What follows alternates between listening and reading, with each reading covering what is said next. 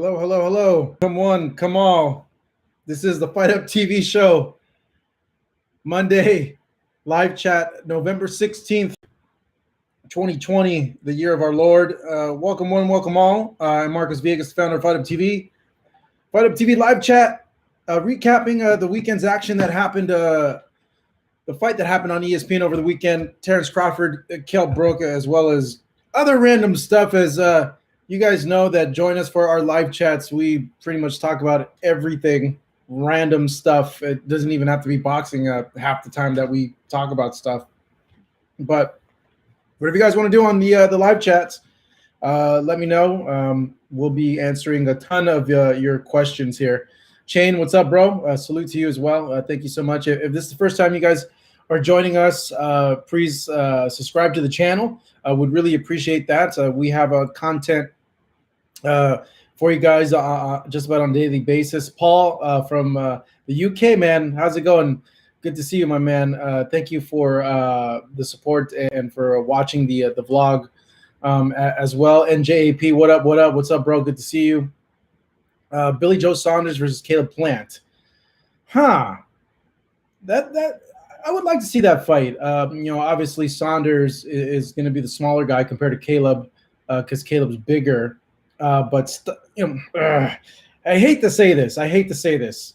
But it could end up being a very slow-paced fight, methodical fight, given Saunders' style and given Caleb Plant's style as well. It can end up being a very, very boring fight style-wise. But I like when two defensive guys or defensive-minded guys fight, because I like seeing the little stuff that they do in there in the ring. Like, that to me is really intriguing.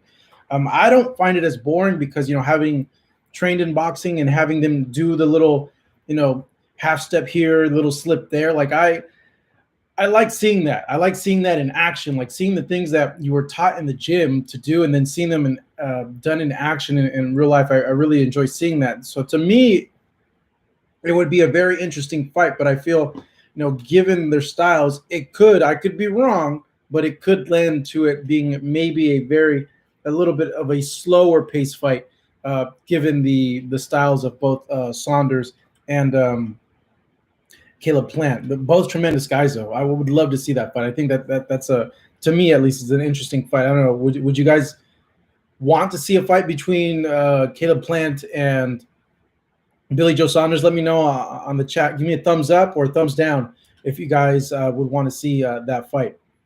Also, guys, we released a vlog over the weekend highlighting like my experience in San Antonio in the bubble, and just really a lot of behind the scenes of this Tank versus Gervonta Davis.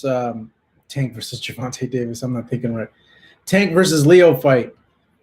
I'm going to go ahead and drop the link for you guys as well. Let's get a few more likes, though, guys, up on this the live stream right now. Here, I'll drop the link. It's hard to, do this knowing that I'm live with you guys. Here we go. Boom. There's a link. That's the little vlog that we did. Go ahead and peep it out, guys. Take a look at it. It's a pretty cool thing. I'm going to do more of these vlogs and give you guys more of a behind the scenes look at what happens during fight week and, little interesting things that happen as well. So we had asked you guys if you want to see Caleb Plant and Billy Joe Saunders. I'm getting a thumbs up. So there's some of you guys that would want to see it. Let's go. Hello from India. Ranjit, what's up, man? Let's see here. Javier, what's up, bro? Purple, what's going on, bro? Good to see you. What up, Michael from Watts? Watts, what's up? Randy Singh from Toronto, what's up, man? We're going to touch on Callum Smith against Canelo Alvarez in a bit as well as what about Canelo and Billy Joe. Daniel, we'll go ahead and touch on that as well. Fistiana, what's up? Hi, that's an interesting name, Fistiana. Haven't heard of it. The only Iyanas you always hear is like that from that song, Tatiana. But yeah, okay. Thumbs up, one thumbs down. Yeah, that's what I'm thinking. It could end up being a difficult fight, I guess, to watch with those those people. Marcos, you getting a manager? Heard it's a good business move. I probably should get an agent because I am missing out on a lot of these things, and I don't know why. I'm missing out on some of these gigs that I'm not getting. Boggles my mind as to why, but who knows? Ben from Sheffield, what's up, man? Salute to you from Sheffield, England. Okay. Michael Hernandez, Canelo's too strong for who? Who do you think Canelo's too strong for? Why hasn't Canelo's fight been announced yet? I don't know. Probably when a fight doesn't get announced, if it's agreed upon, if there's an agreement in place, they're just going over like little particulars, like broadcasting rights, because the most crucial thing to an agreement for a fight is the money. So if they have the money sorted out and the split and who gets what, and that, which is the primary thing, they're just working out little logistical things, as to who will, be the lead promoter of the fight, who's broadcasting the fight, who has the rights and all that. So it could be something like that, or maybe they're getting an offer. But as of right now, from what I've seen, the front runner now has become Callum Smith to fight Canelo. What's up, Yair? What's going on, bro? NJP, what you think about Oscar saying there was no headbutt going against his own fighter? I saw a tweet about that, and Michael, I'm going to get to that too, about what Bob Arum said, because it just sounds pretty crazy for a promoter to say that about their own fighter. It's like, dude, do you want to keep your guy? Like, what the hell, But okay, so with Oscar saying that there was no headbutt, that whole fiasco that happened, we live streamed during the fight, and we're doing round by round scoring. I was, and you guys were doing it as well. Let's get a little bit more likes up in here, guys. Let's get up to 50. And so at first I did think it was a headbutt, and then when they started showing the replay and showing that the eye was already swollen before the headbutt, then it became apparent that, okay, this was caused by a punch.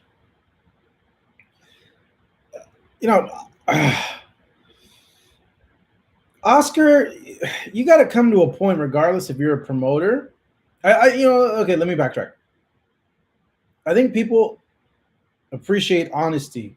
Okay, in general, you got to keep it real, because people really respect that you stay honest and you keep it honest. Given there was instant replay and being able to see that, it's kind of hard to go against that there wasn't there was a headbutt, which there was, but the eye swelled up because of a punch, obviously. Okay, the Commission of Nevada took them like 30 minutes to decide that it was a no decision, that it was caused by a headbutt. That we all know that, pretty sure it was caused by a punch. It is surprising if I was the other guy, if I was Franco, it would put me in an awkward position as well. Like, hey, my own promoter is saying this, like, you're supposed to have my back unequivocally. What's going on? I know Robert tweeted at Oscar saying, like, hey, thanks for showing up to the fight. Thanks for sending someone out there for Golden Boy. So there is a bit of frustration on their end. I know in the first fight, I don't think anybody from Golden Boy went to the fight that I'm aware of. But yeah, it was it puts him in an awkward situation. But I think, everybody agrees with Oscar. I think everybody that saw the fight feels that the eye closing was from a punch, and the headbutt exacerbated that. I can't even pronounce. Exacerbated it. There you go. That sounds really close to another word, So I'm seeing it was a thumb. I don't know. I'm seeing two of you guys that say it was a thumb. I don't know about that, man. I've seen a lot of the replays showing that it punch, and then all of a sudden his eye swells up. So I'm not too sure about it being a thumb. If you guys have,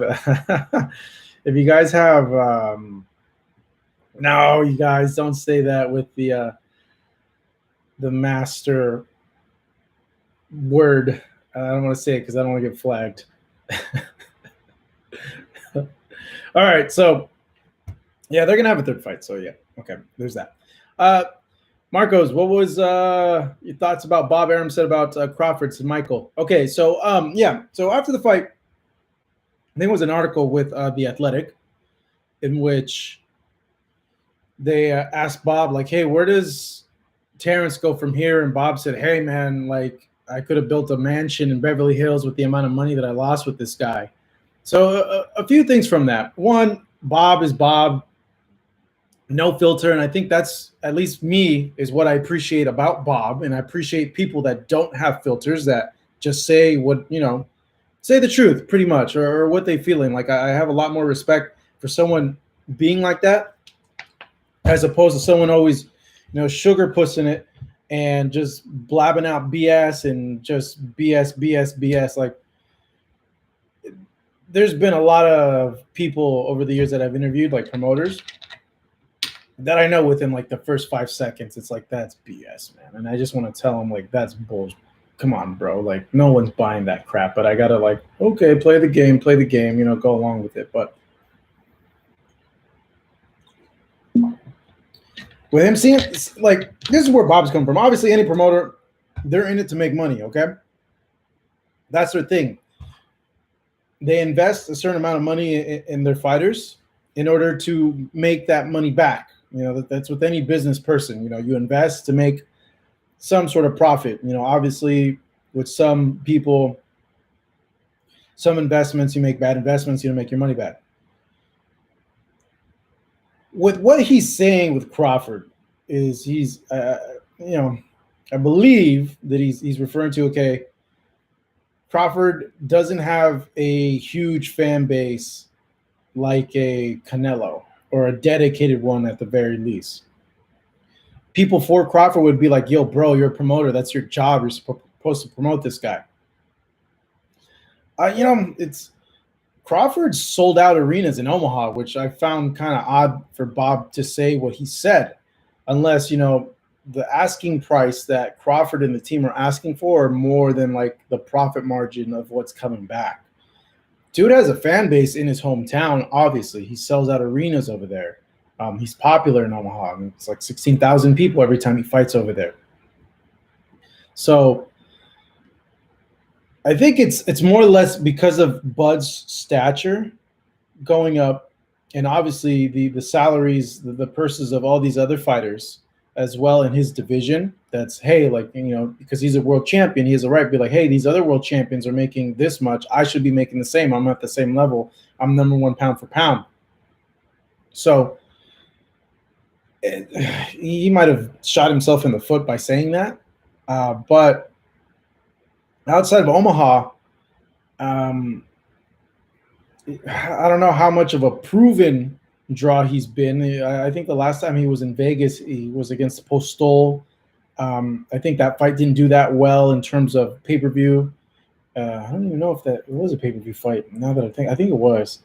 And in terms of tickets being sold, his fight was Horn was ESPN Plus. That wasn't a sold-out show in Las Vegas, but that's also your job as a promoter, to promote your guy outside of his home city, so he builds a fan base. It's part of him being with this platform in ESPN. You got to push this guy in order for him to grow fan base. Yeah, I understand that he's not the most media-friendly person amongst boxers. He doesn't say much in his interviews, and he doesn't like doing interviews, and he's not the most charismatic guy in there with interviews. But it's a symbiotic relationship. There's give and take. The promoter can only do so much, the fighter can only do so much. It's really a push and pull system.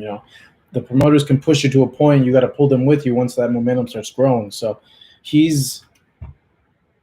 Bob is being Bob.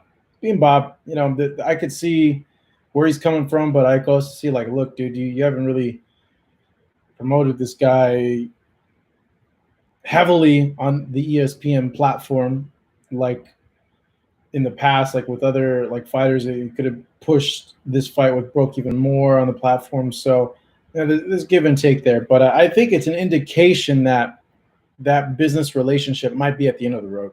I think where they're gonna maybe amicably split ways, and Crawford might go the freelance route like Mikey did, and partner up to get some fights with PBC. I wouldn't place it beyond that happening for him in order for him to get the fights. Bob kind of went Bob after the fight and said that Spence and Garcia don't want to fight Crawford, that he finishes him off in like 4 rounds, the same as Kell Brook.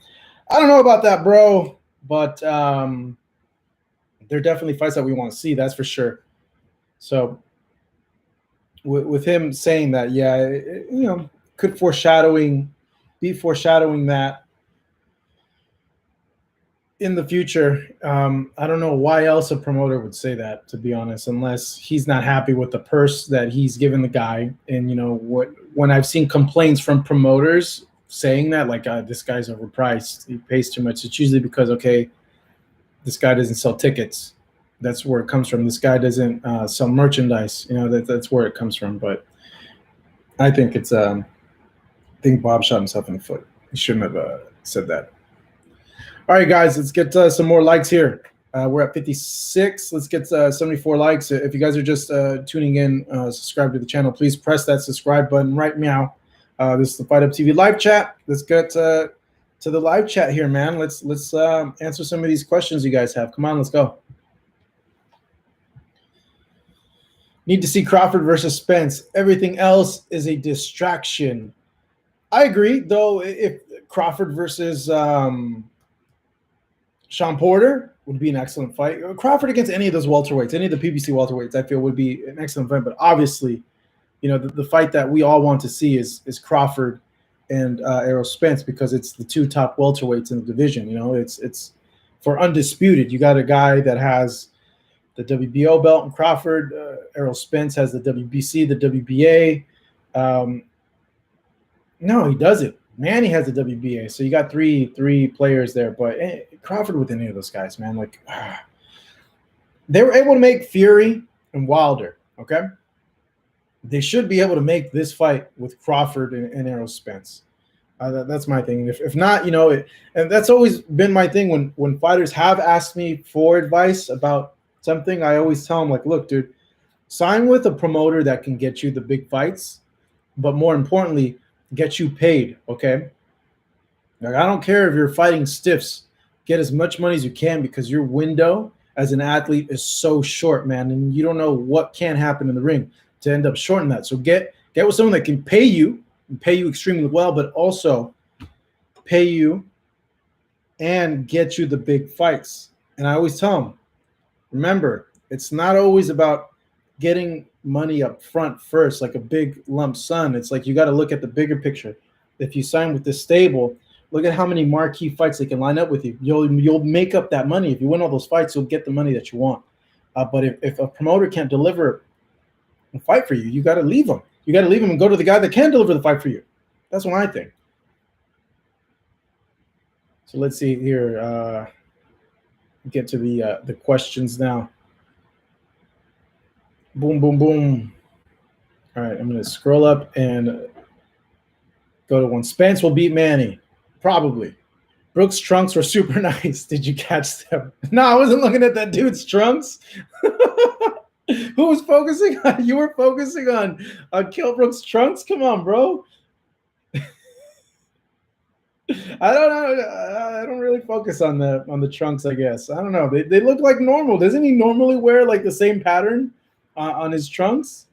Loud Cloud, do you have the date for Canelo's fight next month? Yeah, the Canelo's fight next month should be here. Let me pull up my calendar. The 19th of December in Texas, in Alamo Dome. I heard, but I've not confirmed yet. Not confirmed yet, but the 19th.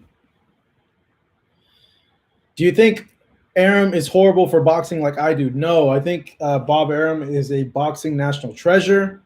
We don't have much time with Bob So I encourage all you fans, whenever you see Bob, to take a picture with him, because he's literally an OG. But this dude's a freaking boxing national treasure, and a lot of history there with Bob, a living legend. And honestly, he's one of the few promoters that actually knows what the F they're doing, for the most part. And he's real. He's a funny guy. Man, Bob's a legend, dude. Honestly, and if you get a chance to go see him, ask him for a photo, because it's going to be a day where we don't have Bob around anymore, and it's going to be a sad day, because Bob, for the most part, I feel is one of the most influential and best promoters in all of boxing, regardless of what people may think about him. Here's the thing too. There's a lot of garbage being put out there. Even more recently, in the last few years, narratives being put out there to sway opinion. But when you look at the dude's body of work and who he's worked with and what fights he's promoted, the guy's legendary. You can't deny him that. And he's one of the most legendary promoters of the sport of all time. One of the most influential, launched the careers of Floyd, Oscar, Trinidad, so many fighters, Ali, so many fighters. And it's gonna cause a big void when that time comes, and hopefully it's not anytime soon. Because Bob looks healthy, he looks energetic, like he has a lot of energy. But I do implore you fans, if you see Bob, to take a photo with him. Anthony, he's an asshole too, though, bro. Dude, okay, so it's funny. We have like a thing like in the media that you really earn your badge of honor with Bob if he screams at you. And I've been screamed at by Bob Arum many times. And even the people that work for Top Ring, he's been screamed on. We kind of like take that as a badge of honor, because you're doing your job if you get screamed on by Bob, so yeah, I remember this one time Bob got angry at me for proposing a Keith Thurman versus Manny Pacquiao fight like 3 years ago. He told me I was an idiot, that I was just being a puppet and stuff like that. And I'm trying to tell him, like, no, dude, this is a good fight. Like, this fight will sell. And he's just like, nah, you're just being used by the other side. You got to realize it, because Bob has like a scratchy voice. And then look what happened 3 years later. Freaking Keith Thurman fights Manny Pacquiao. There's one time I asked Bob about his thoughts on Chavez Jr. getting confined and I think license revoked for marijuana after his fight with Sergio Martinez. And he kind of went off on that. It's ridiculous. I can't really do the Bob voice right now. My allergies are acting up, man. The weather's been kind of weird here. But he went off on marijuana use.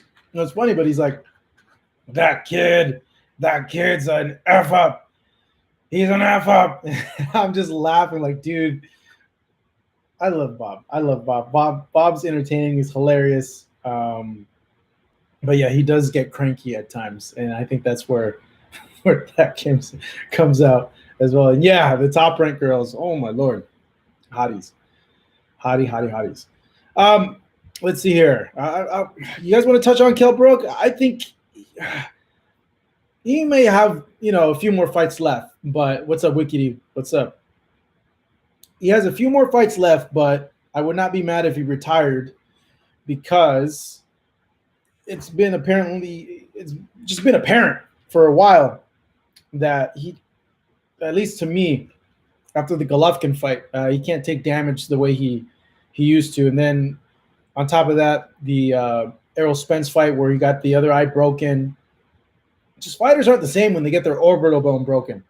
I think the most recent example of that is Antonio Margarito.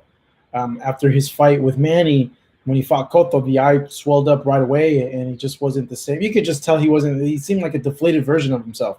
People would say, oh, it's because he didn't have the wraps anymore. But regardless of that, he just wasn't the same fighter anymore after that orbital bone broken.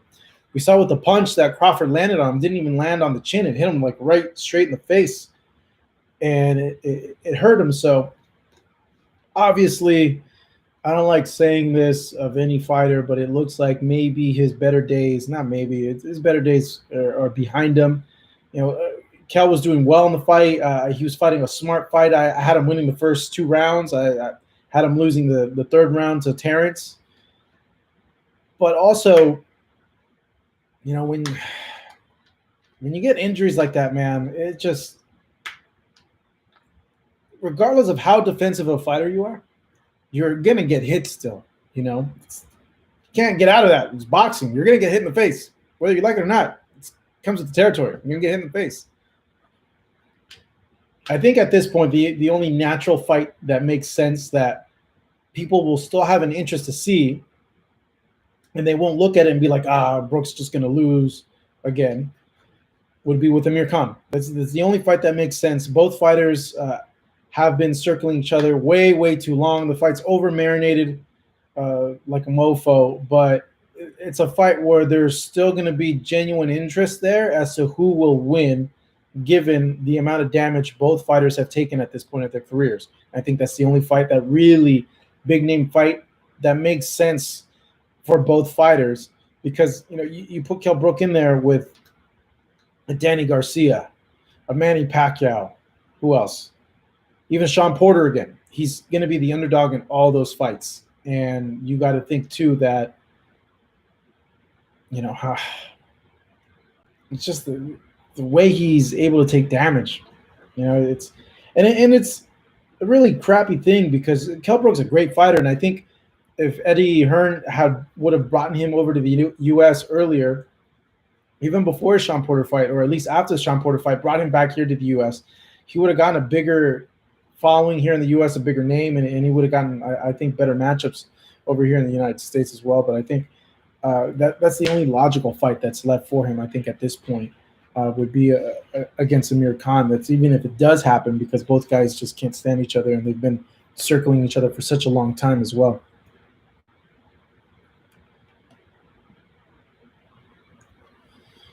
Canelo's fought and beat Austin Trout, Lara, Gennady Golovkin, and Daniel Jacobs.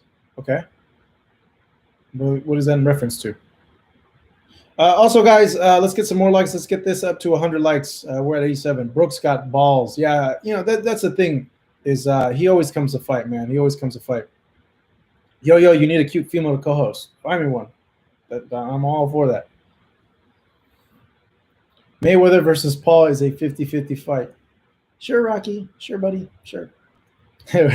With biddies, says PH. I agree. Sajib, Marcos, do you bet on fights? No, I don't bet on fights. I stopped betting on fights years ago, and I'll tell you why I stopped betting on fights. Stop betting on fights because, one, fights are unpredictable. Okay, you never know what the heck's going to happen. 2, freaking judges. Judges screw everything up. It's a factor that's out of your hand. You're getting a fight judged by incompetent people at times. It makes no point in order to bet. And the main reason why I don't bet on fights really anymore, we're not aware of what's happening in camp. I don't get to see both guys. Like in the case of like Manny and Thurman, I got to see both the guys in the camp. So with that one, like, I had a good sense of what was going to happen in the fight. I figured out early on that Keith was injured. He had a hand injury. So I went to the camp. And with my camera guy that was there with me, kind of figured out, because we were doing the interview, and Keith dunked his hand in a bucket of ice. And then he was like, whoa, is this on camera? What are we doing here? Are you guys filming? And we're kind of like, what the heck? And he showed us his knuckle. And he's like, yeah, it's probably fractured or broken or something like that. I'm like, whoa. A lot of these guys come into the fights injured, and we don't know about any of the injuries that they're going through. So that's why also I don't like to bet on the fights, because it's just a lot of info that we don't know, honestly. And that, in order to make a very informed decision about betting on a fight, you would want to know if one guy is injured or not, So that's why I don't bet on fights anymore. And even less MMA fights, because MMA fights are even more unpredictable, man. MMA fight, the guy that's just leaps and bounds better than the other guy could end up losing to a guy that sucks. There's no good, because literally a lucky punch. A lot of lucky punches happen in MMA. a lucky knee, a lucky elbow, a lot of that stuff. Screw that. I don't bet on MMA fights. Not at all. Henry Martinez, what's up, man? Thank you for that. I appreciate it. If you want to get a question answered or shout out real quick, go ahead and use the live chat feature. Hey, Marcos. What's up, Henry? Hey, Henry. If you can pick a boxer from 154 pounds and below from any era to defeat Floyd Mayweather, who would it be? Is he a once-in-a-lifetime fighter? Yeah, Floyd is a once-in-a-lifetime fighter. I don't think we'll see a fighter close to him until we're maybe about 80 years old, all of us. Definitely a generational talent, the best of his era.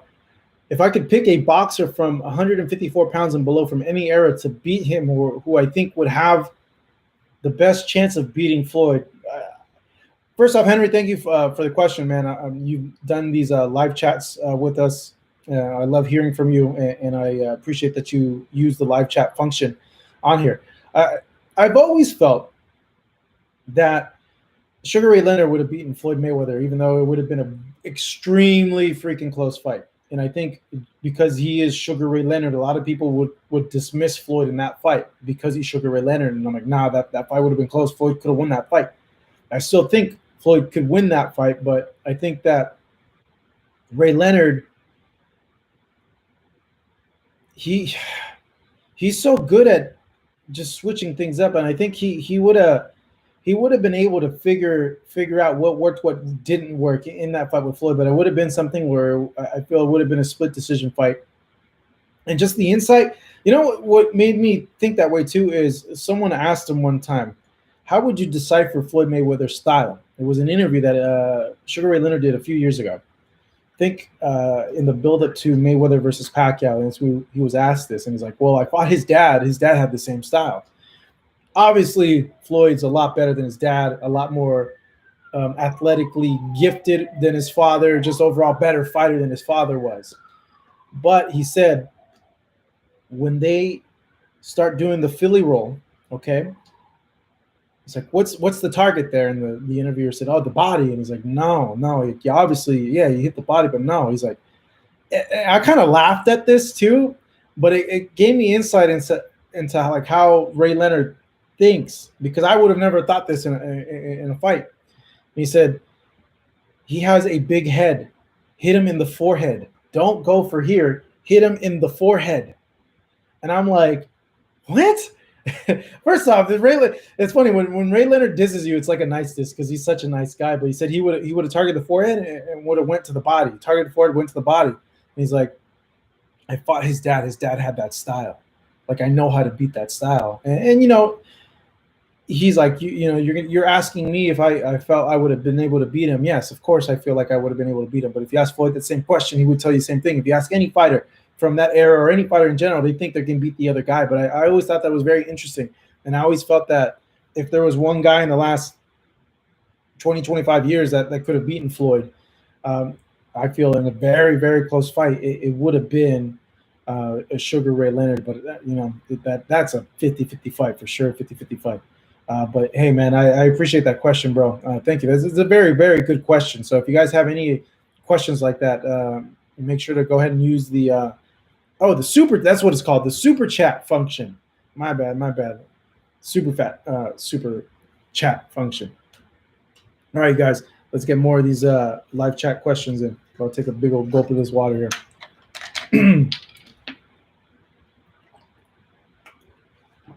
Dang, man. You know what sucks? So I'm out here in California, all right? And I just read a thing that we're going to go on lockdown again, which freaking sucks, man. No more gym, no more anything. I think they're locking everything down, like restaurants, indoor dining. I don't know how many of you guys are outside of California, but are you guys going through lockdowns too? Are your states locking down again? Because it was just announced that like 40 out of like 58 counties here in California are going to get locked down, which is a freaking bummer, man. Sucks. So I've been going to the gym regularly over here. And it's been good. It's been really, really good. And it's just like, man, I'm so fed up with working out in my backyard. Like, I was so glad that I had a chance to go to the gyms for like the last like 2 months. So Let me know. No, I'm seeing a lot of no more babes at the club. I know, man. It sucks. Henry again with another super chat. Thanks, Henry. Henry's super chatting like a mofo. Okay, Henry, what's up? On what network do you think Canelo will eventually fight in? Some experts are leaning towards Canelo returning to Showtime. Your thoughts? Thanks. I think at this point, Canelo doesn't really. He could pick and choose where he wants to fight. Obviously, in terms of networks, I've always been of the opinion that you got to go to where the most eyes will see your fights. Okay. With that being said, it doesn't necessarily need to be someone like a Showtime. Obviously, out of Showtime, Fox, and DAZN, Fox is going to get you the most eyes. It's Fox, network TV. Okay. But Canelo's such a big name and such a commanding name that he could go to networks himself. And I hope he's getting this type of advice from people. He can go to networks himself. He can go to an NBC and ABC and be like, yo, let's work something out. I want you to show my fights. And if he wants to do something like that in a trailblazing way, he could do it and he could pull it off because of his name recognition, his name value, and who he is, the stature that he has in boxing. Now, if they're advising him to do that, if he wants to go that route, if he has that ambition to be a fighter promoter like Floyd did, like Oscar De La Hoya did, I don't know. He does have his own promotional company, but he could be a guy where he's like, hey, look, man, I just want to fight and get paid, and that's it. You know, no qualms about that if that's what he wants to do. You know, there's times where I just, don't want to do anything. I just want to chill, do these live chats and not do anything or not do interviews anymore and stuff. But I think, given his name stature, he could do that. Now, the current landscape of boxing, obviously, wherever he goes, he's going to get paid more than what anyone else is getting paid. What's better for Canelo at this point? When you look at who he needs to be with, he doesn't necessarily need to be in an exclusive contract with anybody. He can go the freelance route like Mikey, where he could have these promoters bid for his fight and they show him where they can come up with the money. DAZN has a very small audience compared to Showtime and compared to Fox. Showtime has a very small audience compared to Fox network television. We forget that Showtime is a subscription channel. DAZN is a subscription platform. The best path for him to go to, you would think, would be the PBC route and on Fox, because that's the most eyes for him. But he could go to a different network, a whole new network, and start something new to get the most amount of money that he feels he should get, because I know TV budgets are limited. If he goes to Showtime, he's not going to fight on regular Showtime. He's going to fight on pay-per-view. Goes to Fox, he's not going to fight on regular Fox. It's going to be on pay-per-view. That's kind of how it is, given they have to pay him 20, 30 million per fight. But I think, his best route would be that. But I'm hearing that this fight with Callum Smith might end up in DAZN, which is kind of weird because he fought to get out of his DAZN agreement, and then he shows up again on DAZN fighting for less money than what it was guaranteed for him. He was guaranteed like 30-something million, gets out of this thing with DAZN, and then fights Callum Smith, and they're only going to offer him like 10, 15 million. Yeah, I don't know. Who knows? All right, what's up? What's going on? DAZN's global network. Subscription network here, a subscription network everywhere else in the world as well. It's a subscription platform, not a global network. It's not a terrestrial channel. So it is definitely a smaller audience that they have in terms of subscribers, even though DAZN is extremely successful outside of the U.S. So freedom is priceless. I agree, bro. Benavidez versus Canelo is a war. Yes. And, that's what I was thinking. I was thinking, what's up, Rad Rando? What's up, bro? So I was thinking, like, okay, that this whole Canelo versus Caleb plant was a way to build to a Canelo versus Benavidez fight. That's what I was thinking for a little bit. Like, oh, maybe they're already trying to plan out this Canelo versus Benavidez fight. let's give Caleb Plant to Canelo. There's a good chance he could win, but there's a good chance that he could lose. Canelo should beat Caleb Plant. He gets the belt, and now we could build towards a Benavidez versus Canelo, because obviously a Benavidez versus Canelo fight is way huger than a Benavidez versus Caleb Plant fight, for sure, for freaking sure. So who knows? But it still could be like, it would be crazy if they're like advising Canelo, like, look, dude, all right, so have this last fight with DAZN. Okay, you're gonna beat Callum Smith. Take those belts, bring him over to PBC. We have David has one of the belts. What's his face has Caleb Plant has one of the belts. You have the WBC. David's not even in the WBC anymore. Well, there goes that plan. But I'm thinking maybe they're building up towards that. We're like, hey, get those belts and then come over here. We could have a Caleb Plant fight, huge pay-per-view. We can have a Benavidez fight, huge pay-per-view. We could have a Chris Eubank fight, huge pay-per-view. Those are all the middleweight, super middleweight belts. We carry just about all the top super middleweights, and then we'll have Charlo come up and move up in weight. That's another big fight. There we go. We got your next like 3-4 big pay-per-views. Just you got to go and get those belts first from over there and then come over here. Imagine if they planned it out like that. Wouldn't put it past them, whoever his advisor is. But from what I've heard, this fight's supposed to be on DAZN, so we'll see. Let's get some more likes, guys. Let's get it up to 150. Canelo, pound for pound king or no? Ask Jaime. Okay, so I had a little Instagram spat, not an Instagram spat, but like a back and forth with someone over this, if Canelo should be number one or if Crawford should be number one. I had Terence Crawford number one for a really, really long time, above Lomachenko actually for a really, really long time. And then when Canelo beat Kovalev for the 175-pound title, no worries, Hyman, thank you for the question. I put Canelo as number one because he's a smaller guy. Yes, yeah, I understand. Kovalev wasn't Kovalev. He was already, I hate saying this about fighters, he was slightly damaged, didn't get enough recovery time from his Yarde fight. In Spanish, they'd say like, ese Kovalev ya era un muerto, ya estaba acabado. That means, he was a dead guy. He was finished already. But Kovalev was still dangerous. He beat a young, hungry guy in his last fight, okay?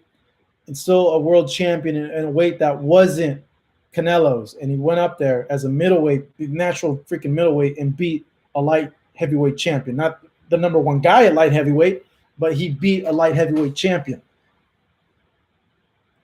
3 weight divisions. Yes.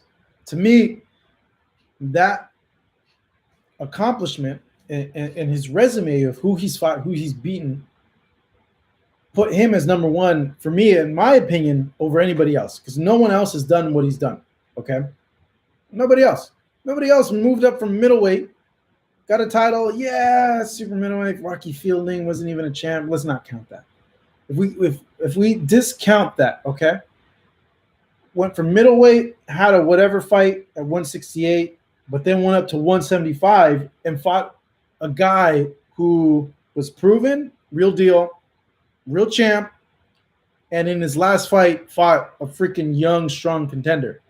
I think that weighs more than anybody else's accomplishments. That weighs more to me, cleaning out a division, even though that's really, really hard to clean out a division. No way, cleaned out a division. To me, that weighs more than Terence Crawford, what he's done at welterweight, because when he became undisputed at 140, it's been a long, long time. You got to see what they've done in the last year. In the last year, you compare his competition compared to Canelo's, and not by Crawford's fault of his own, okay? Not by his fault of his own. It's been the politics of boxing that really have held him back, because I think if he was in a free agent position or was with PBC, we would have gotten all these fights.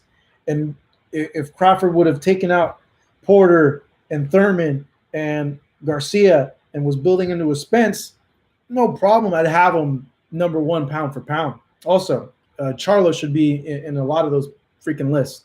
I haven't seen Charlo in any top 5 list, which I think is a bullcrap. He's pretty much cleaned out 154 pounds, and people aren't giving him his respect. Guy's pretty much the undisputed champion. Yeah, I understand Teixeira has a WBO belt, but come on. Charlo were to fight Teixeira, What do you think happens? Who's the favorite in that fight? Come on. So for nobody to put him in top 5, that's ridiculous to me. The guy's pretty much cleared out the division, and no one puts him in top 5. It just blows my mind. I don't understand that. I just don't understand that. So, Rocky, I'm going to get to your question right now. But back on the Canelo thing, because of that accomplishment, which was really, really hard. There's weight classes for a reason, guys. Look at the smaller Lomachenko going up against the bigger Teofimo Lopez. Canelo took a risk. Yes, it was a calculated risk, an extremely calculated risk that was to his advantage. But when you look at that, and you look at the competition that he faced before in the last year, he's fought a lot better competition than everybody else, or at least than Crawford up to this point. So to me, it gets me to put him at number 1. Okay. When you break him down compared to Canelo on paper, who's the more skilled fighter, who's the better fighter, I think 95% of the people would say Terence Crawford is. I certainly think he's more versatile than Canelo. Of course he is. I think he's a better fighter than Canelo. But to me, it's a lot of like what you have done, what have you done in the past, your last wins, and also too, what skills you bring to the table. And I think it's a combination of all those, at least for me. So that's why I put Canelo up there as number 1 at this point. All right. Rocky Rodriguez, what up? Thank you for the super chat. Rocky Rodriguez asks, what are your thoughts on Edgar Berlanga? Is he the future at 168 pounds? Henry, I'll get to your question right now too. Man, I love me some freaking Berlanga, dude. This guy, I really do think is the future. He's exciting. He knocks people the F out. He is entertaining. His style is very pleasing to fans. It's going to get to a point where he doesn't knock everybody out and around, but I really do think that, and I think they're going to do right because the Top Rank knows how to promote Puerto Rican fighters. They have a history there. Tito Trinidad, Miguel Cotto, a bunch of others, Velez, Juanma. They've promoted a lot of Puerto Rican fighters, so they know how to promote to that audience, to that segment. They know what they're doing with their Puerto Rican fighters. He's going to be big. Him, and I see like a second career resurgence with Felix Verdejo as well, who I felt out of everybody was going to be the guy that carried the torch from Miguel Cotto and Tito Trinidad. But it's looking maybe it could end up being Berlanga, even though I feel Verdejo is a more versatile fighter than any of those guys. But I really do think we're seeing a potential star in the making in Berlanga. People love fighters that just knock the F out of guys. That's why people started watching Gennady Golovkin. That's why people loved Mike Tyson. That's why people loved Manny Pacquiao, because these guys just beat the crap out of their opponents. And we love that as spectators and as fight fans. We're always going to root for the guy that just beats the ever-loving crap out of that guy. And Edward Berlanga, does that. I'm super high on him to a point. Obviously, he needs to fight better competition. They're building him up. Okay, the kid's young. He's like 21, I believe, or 22. So has a long way to go. Has an excellent KO streak. We see a lot of potential, but look what happened with Verdejo as well. So, just got to be patient with that guy. But I think in the next 3-4 years, he's going to be one of the guys, and you're going to be seeing him carrying the torch, I feel, and also appearing on pay-per-view a lot. Henry, what's up, bro? Another question from you. Henry, man. Moneybags Henry right here. What's up? How would Canelo look at cruiserweight, Marcos? He'd get killed. I would not like Canelo to be at cruiserweight. He'd get smashed. It's not his weight. He'd be too small. Dude, Canelo's as tall as me, and I'm like 5'9.5". Okay. And Canelo, obviously he's a lot more muscular than me. I'm a skinny little fart now. But yeah, Canelo at cruiserweight, not good. Cruiserweight's like 205, dude. No way. Imagine Canelo going to 205. That's nuts. These guys at 205 are cutting from like 230, 225. These guys are freaking monsters. No, man. Trying to get Canelo killed, bro? What the hell? Unless Canelo be eating some spinach or something like that, but nah. I don't think that's too high. 175 is too big for Canelo. You ever seen Arthur Beterbiev in person? Dude, Arthur Beterbiev in person. One, dude is scary. He looks like he could be like a Russian hitman. And you're looking at him, and you're just like, Jesus, man, this guy has like a cold heart, like no emotion, just. But when you stand next to him and you look at him, dude is freaking solid, man. Just bone structure, dense. He's just a solid freaking dude. One of those old school guys that like he's like the equivalent of like Farm Strong for over here in the United States. When you just see like those country fed mofos that are out in Iowa just throwing freaking hay in their trucks and all that. That's like, but he's like a Russian freaking cowboy. He's just a solid freaking dude. And yeah, there's a reason why they didn't pick Beterbiev to face Canelo. Beterbiev's a Mack truck, Russian Mack truck, just runs you over. He's a tank. Yes, Hank, he is a tank. Russian freaking tank. Canelo at bridger weight for the WBC lineal franchise champion. Man, what do you guys think about this bridger weight stuff, man? I don't know what to think. I thought they were going to make a super heavyweight. That makes sense. But I don't know, man. It just seems unnecessary to me. Like, I understand the reasoning behind this bridger weight stuff. Because, some of the guys that fight at heavyweight are vastly undersized compared to the other heavyweights. And it's too big of a bridge, too big of a gap for them to be able to cut down to 205 for cruiserweight. But they're so undersized against guys like Fury and Joshua that are like 265, 270, that they're at a disadvantage. So I understand the reasoning behind why they did that. It's for, in their view, the safety of the fighter and to make it more competitive. So this thing's what, supposed to be like at 206 to what, 230, something like that? Let me get the exact thing. Let's see here, bridger weight. You couldn't come up with a better name. Come on, bridger weight. Bridger weight. What is the bridger weight division? Okay. Here's the description of the bridger weight division from the DAZN website. Let's see here. Meow, meow, meow. The weight limit will be 224 pounds. Okay. Cruiserweights are required to weigh in on under 200 pounds. So 201 to 224 is bridger weight.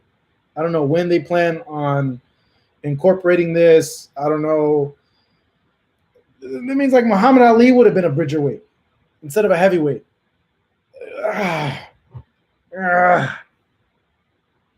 Just confuses things, man. Okay. Yeah, make a super heavyweight. Super heavyweight, make it like 250 to and above. It would have been a lot simpler instead. But I agree, Buckeye. I agree. Just leave it alone. Leave it alone. Why do they got to do that? Leave it alone. That sounds dumb, says Corvette. Yeah, I know it does. And the name, like, Berlanga versus Lemieux. Holy crap. Imagine Berlanga versus Lemieux. Oh, my God. That fight lasts like 2 rounds. Oh, my God. You know what? I'm going to tweet that. I will pay $50 for that fight. That is freaking explosive violence right there. Berlanga versus Lemieux. Oh, my God. Someone's going to end up getting smoked bad. And both these guys are going to be swinging for the freaking fences, man. Oh, my Lord. Jeez. Jerome, what's up? His name after Bridger Walker. Look it up. Okay. That's the kid, huh? Yeah, I understand, paying homage to the kid and all, but I still don't agree with them making a new weight class. It just confuses people even more. And it's like all the old time heavyweights are not heavyweights anymore. Are they going to be bridger weights? Like that's the part that just confuses everything. I don't know. Do you guys like this idea? Let's see here. Give me a thumbs up if you like it. Give me a thumbs down if you don't. Am I the only one tripping over this, or what? Let me see what you guys say. Let's get some more likes. Let's get up to 160 likes. Andy Ruiz about 400 kilos. You guys are funny. It evens the playing field. Like that's what I explained. Yeah, I understand. I understand the reasoning, but I don't know. It's going to thin out the heavyweight division even more. That's for sure. Because there's not a lot of heavyweights to begin with. And who's I got to digest it more and think it through, because on the surface, to me, I understand, but it's like it's too many, and it diminishes, I think, the talent pool at heavyweight, because you're going to have some of those guys move to this new bridgerweight division, and then what's going to be left of heavyweight? I don't know. A lot of thumbs downs here. A lot of thumbs down. So you guys aren't interested in it. Lemieux is past it. Liam Smith beats him. Liam Smith beats Lemieux? Liam Smith is like a natural 154-pounder. Lemieux's a big guy. I don't think he gets past Lemieux. Wouldn't mind seeing that fight. I think it'd be a great fight, but no, I don't think so. I don't think he gets that. Marco, pay attention to the chat. Some of us are paying you for questions and you're not answering. No, I'm answering all the questions that you guys are putting out on the super chat, bro. I've answered all the questions that have been on the super chat, dog.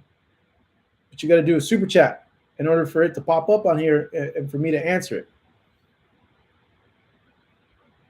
Let's see here. Canelo lost twice against Triple G. GG was on a liver in both fights. Canelo lost the first one, and the second one was a draw for me. Where the hell is Billy Joe Saunders? Supposedly he's fighting this month. Lemieux versus Munguia.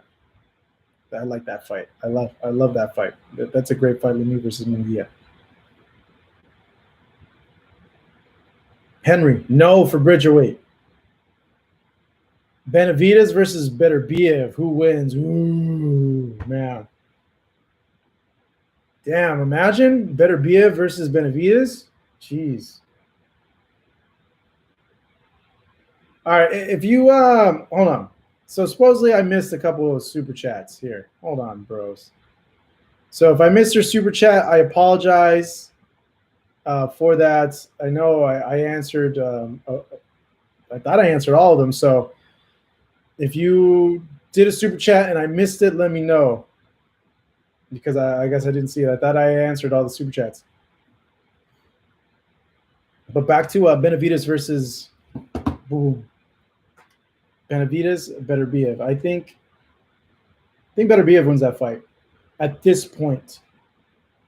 But we haven't seen Beterbiev in a long time. I don't even think Beterbiev has a fight scheduled, which is not good for him, because I know Beterbiev is a bit older of a fighter.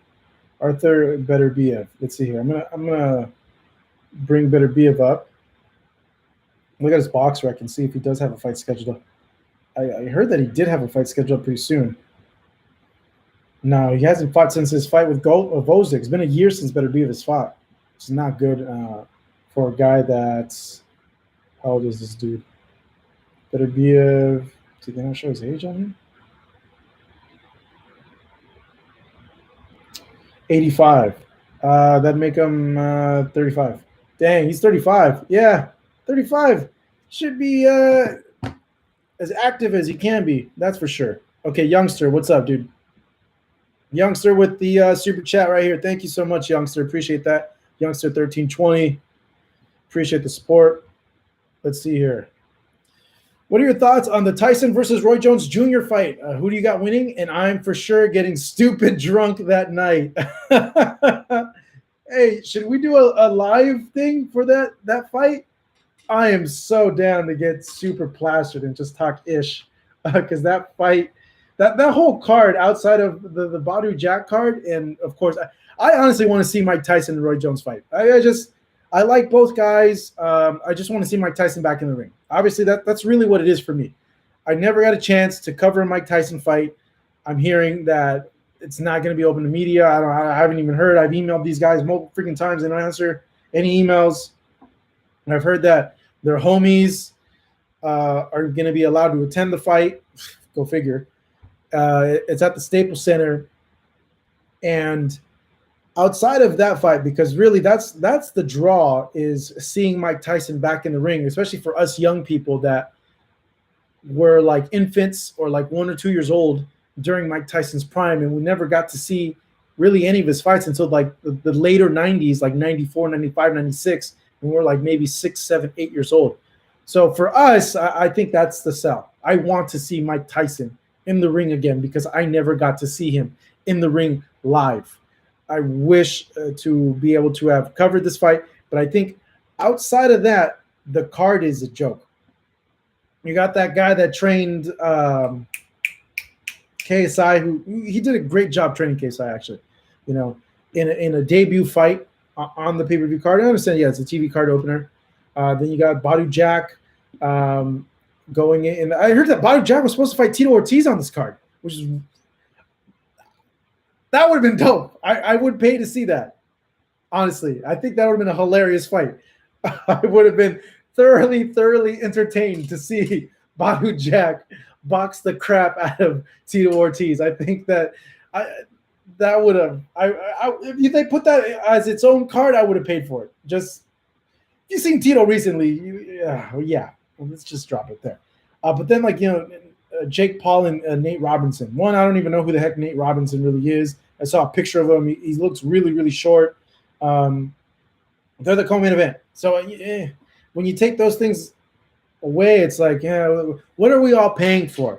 We're all paying for to see Mike Tyson. That's what we're paying for. We're paying for to see Mike Tyson go in there and freaking cause fury and havoc in there and see a knockout. That's what we're all expecting. A knockout's going to happen, either Roy or Mike.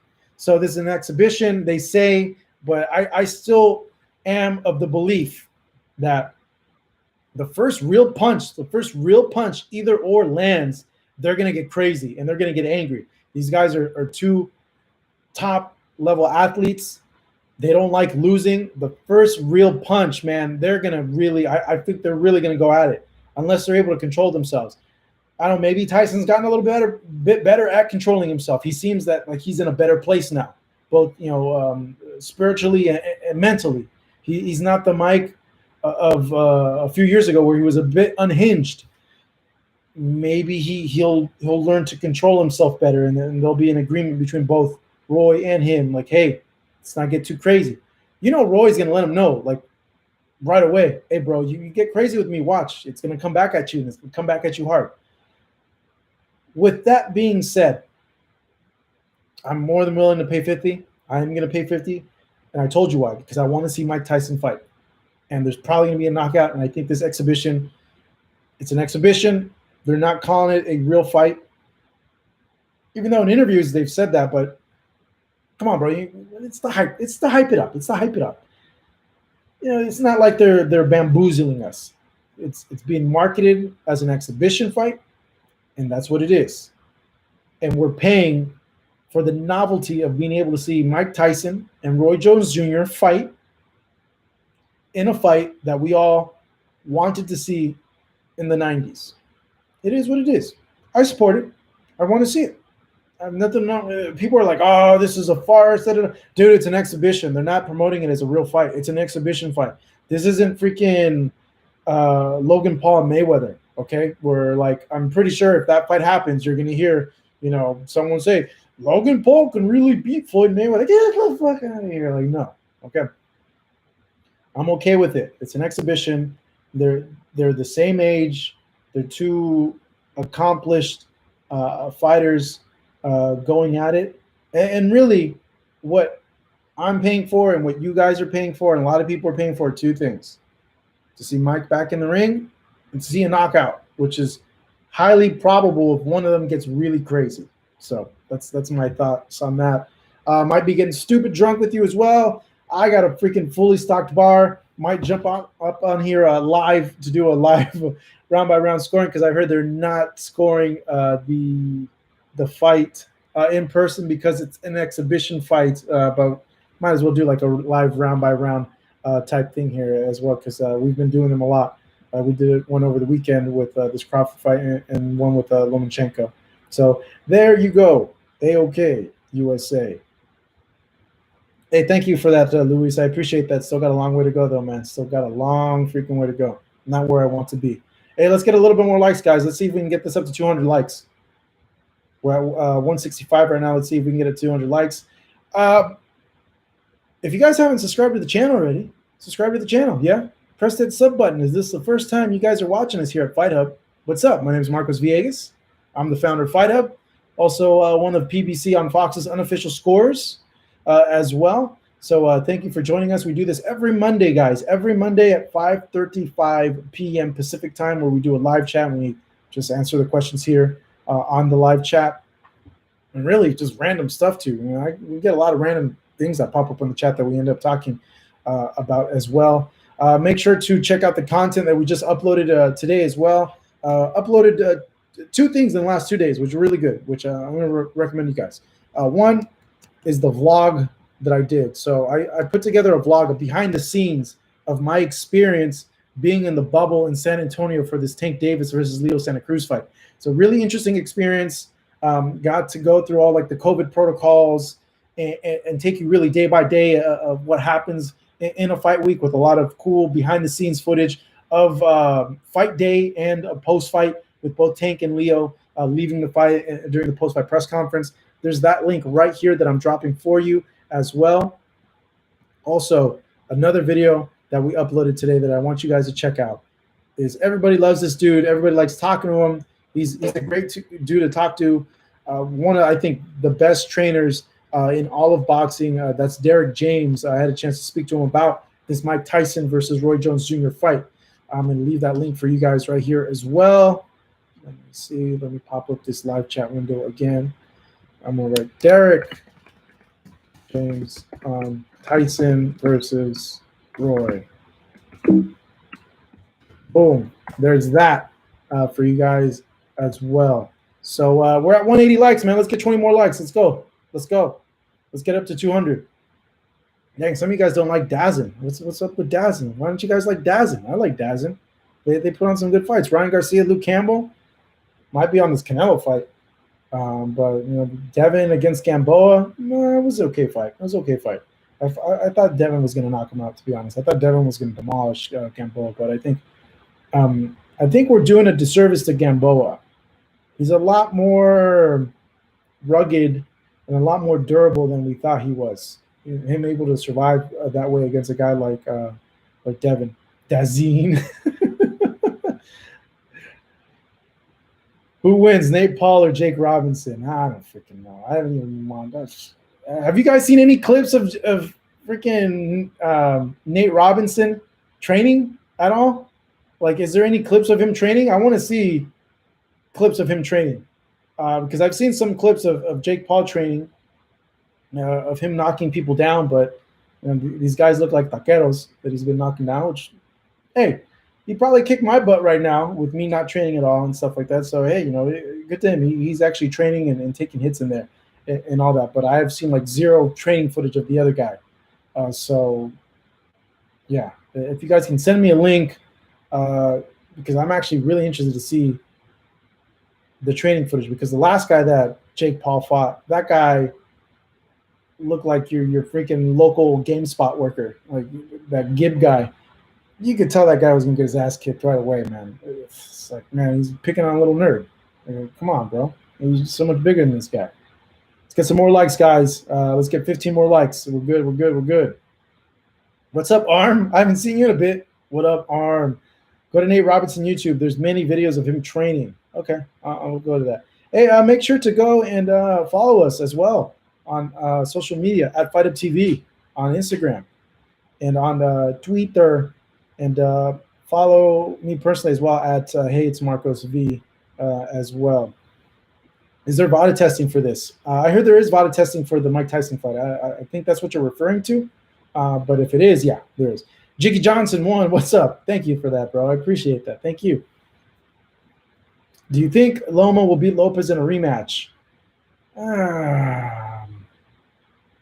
Arm, no, we're at 535. We used to be at 5:45, I think, and when we first started, we were at 7. But now 5:35, 5:35 is like the sweet spot where I can get like a lot of I can catch a lot of you guys on here. That's why I changed it. Is Loma beats Teofimo in a rematch? I don't know, man. I don't know. That's tough. That's tough because Teofimo has that confidence now, knowing that he beat him. And when you have that type of confidence, knowing you beat a guy already once before, it's like the self-belief in yourself just grows even more. And he played a good strategy in that. And I know a lot of people said that he's just a bigger, great fighter beat a smaller, little fighter. And that could be it, though. I want to see the rematch two things. One, I felt that Lomachenko could have done a lot better than what he did in that first fight. But two, it's like it leaks into this other thing is with the injury. If he really was injured in that first fight, which he got surgery, he was injured. That really affected his performance. Then do the rematch and let's see. Okay, let's see if it really did. That's going to be the ultimate truth teller right there. If he's just using that as an excuse or it really did affect his performance. Before the fight, I felt that Lomachenko would win. I felt that he would just befuddle Teofimo with activity. He didn't throw a lot. And Teofimo's side said, okay, he didn't throw a lot because of his size and because of the pyramid, which I want to text Teofimo Senior about and be like, yo, let me learn about this pyramid thing that you guys got going on. Like, what is this all about? But I want to see the rematch, but I don't think they're going to give it to him. I really don't think. I think at this point, they're going to go probably build, and they should start building Teofimo into a bigger star than he already is, because that guy has a lot of upside. He's someone that you want as a promoter to be your world champion. He goes on social all the time. He promotes your fights. He's a good-looking kid. He's Hispanic. He's learning Spanish. Like, if you're a promoter, you want this guy to keep winning, and you want to build this guy up as well. So they just need to keep promoting him, and he'll be a big star. Let's get 8 more likes, guys, to get to 200. Teofimo ain't little Leo. That's true, man. He's a big freaking lightweight. Bruh, Teofimo's mad cocky. Yeah, not like these other guys, though, man. Not like everyone else in the division. I think he's one of the most. Devin's pretty humble. In his interviews, he's always really respectful and everything like that. I think Teofimo isn't super cocky, not like everyone else. I don't think. I don't know. What do you guys think? Do you guys think he's the cockiest one out of all of them? I don't think so. Ryan Garcia, the future. A lot of people agree with you, and I agree with you too. We'll see. This fight with Luke is a big truth teller with Ryan. I think what we all want to know is if Ryan can take a punch. If he can take a punch, the sky's the limit. He's going to go all the way. To be honest, if he's able to do that. Let me see. I have a good one here from Shinji. What's up, Shinji? What does it mean if Pac-Man beats Crawford at 42? Always watch your videos and interviews from the Philippines. What's up, Philippines? Thank you so much. Thank you for tuning in. What does it mean if Manny beats Terence Crawford at this point?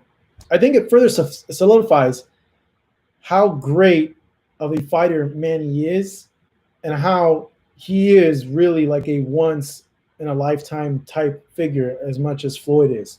For a guy at 42 to beat someone who's seen as the top pound-for-pound fighter in the world, and to be able to say he beat him past his prime, past his athletic apex, because we all know that Manny now is it's a step or two less than what he was 10 years ago. It's obvious. But for him to be able to do that and to be able to beat a Crawford, holy crap. This shows you how much of a gap in talent and in skill there was with Floyd and Manny compared to everybody else, all their peers. And that gap is still so big that still is able to carry them with wins against lesser opponents that are half their age, that are physically stronger than them and him, and physically quicker and better athletes at this point because of their age than him. So I think that would say so much more about how far of ahead of a level and how great of a fighter Manny really was if he is able to get a win like that over somebody like a Terence Crawford. That would be holy crap. And for Manny to be able to do that at 42, okay, if he beats Crawford,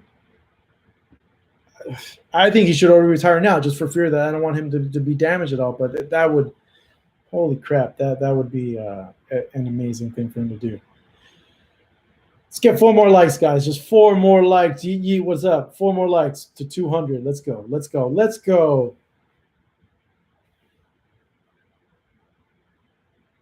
Oh, man, this chat is kind of messing up. Okay, there we go. All right, guys. We've been on here for an hour and 15 minutes. Make sure to subscribe to the channel as well. Who wins, Crawford or Spence? Marcos. I think at this point, I got to see what Danny Garcia is able to do against Errol Spence and how Errol Spence looks. And I think I'll be able to better give a judgment on that fight. So I'm going to keep my eyes on this fight coming up December 5th on pay-per-view to see how Errol is. And if Errol is the same Errol, I'm going to really, really analyze that fight. And then I'll come with a conclusion, and then we'll do another one of these things, and I'll let you know. The one thing, though, that was interesting over the weekend is that jab really seemed to bother Terence. It really confused him for a little bit. Errol has a great freaking jab. And Errol's a lot bigger than Kell and has a longer reach, I feel, than Kell Brook. So that was already in my mind, like, could this be like a Mikey type fight where it's just Errol just jabbing the crap out of this guy? And I'm just like, Verdict remains to be seen on that. With that being said, guys, I'm going to go ahead and end it. I went already 16 minutes over with you guys on this chat. As always, man, thank you so much. And I'm so happy that, when I started this live chat, there was only like 10, 15 people on here, and we have 260 people now, so it's grown and has gotten bigger. So I appreciate you guys tuning in every Monday at 5:35. So tune in next Monday, 5:35. I'm going to Dallas for the Spence versus Garcia fight. So I'll have you guys covered with coverage on that as well. And check out the last 2 videos that we just uploaded on the channel as well. If this is the first time here, please subscribe to the channel as well. Give us a like. Follow us on social media at FightUpTV. Appreciate you guys continuing to come here, man. I really do. This is a really cool thing that we're creating our own little community here with these live chats. And I think when COVID is cleared out, we're for sure going to do meetups. We're for sure going to get litty at bars and do watch parties at bars and do events like that. I've always wanted to do that in general with the channel, with people that watch the channel. So let's hope this Corona thing passes by really, really quick, and it's gone by this time next year. But take it easy, guys. Be well, be safe, be healthy. Look out for your parents. Look out for people that just look out for people in general, people that are weaker than you as well. We all need a helping hand sometimes as well. Reach out to your friends too that might be having a difficult time. And get those workouts in, guys. Get those workouts in. All right, guys. Have a good rest of your Monday. Peace out. Appreciate it.